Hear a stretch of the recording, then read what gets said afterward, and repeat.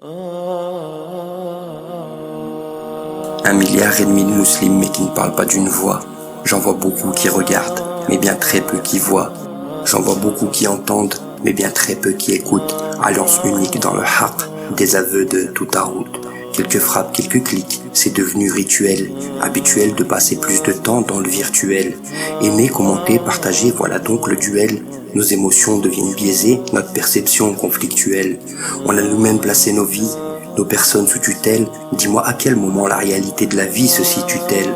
Des photos de cadavres en Syrie, au massacre en Birmanie. On commente, on partage un statut, ensuite on parle, on rit.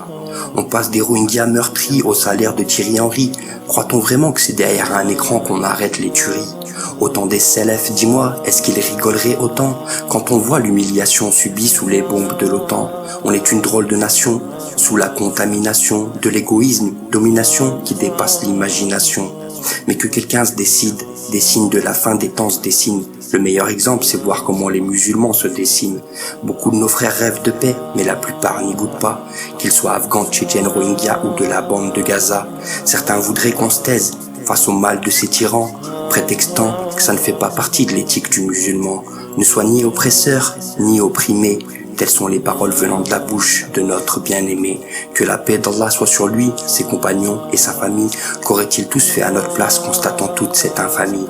Ne mange jamais en disant qu'ils resteraient dans leur coin, insensibles face aux appels de toutes ces veuves et orphelins. Le minimum qu'on puisse faire pour eux, c'est des invocations et préserver notre langue de salir ceux qui combattent l'oppression.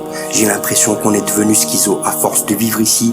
On passe de vidéochocs à de vulgaires plaisanteries. Le mal et l'injustice, eux, ne s'arrêtent pas sans relâche.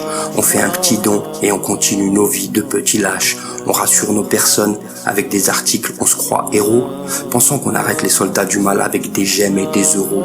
On doit stopper le mal de nos mains, sinon de nos voix. Au pire par le cœur, mais c'est le plus bas degré de la foi. Que le Seigneur accorde aux victimes son vaste Jannah. Je crains juste le jour du jugement où il nous interrogera. Qu'avons-nous fait, qu'avons-nous dit, a-t-on agi ou réagi, où notre silence fut complice des massacres et des tragédies? Ce n'est pas un blâme ou une plainte, mais juste un constat. Mon frère, ma sœur, n'oublie jamais que sur nous les opprimés ont des droits. Pour terminer, je m'arrêterai là, qu'on soit digne de cette phrase-là. La ilaha illallah Muhammad Rasulullah.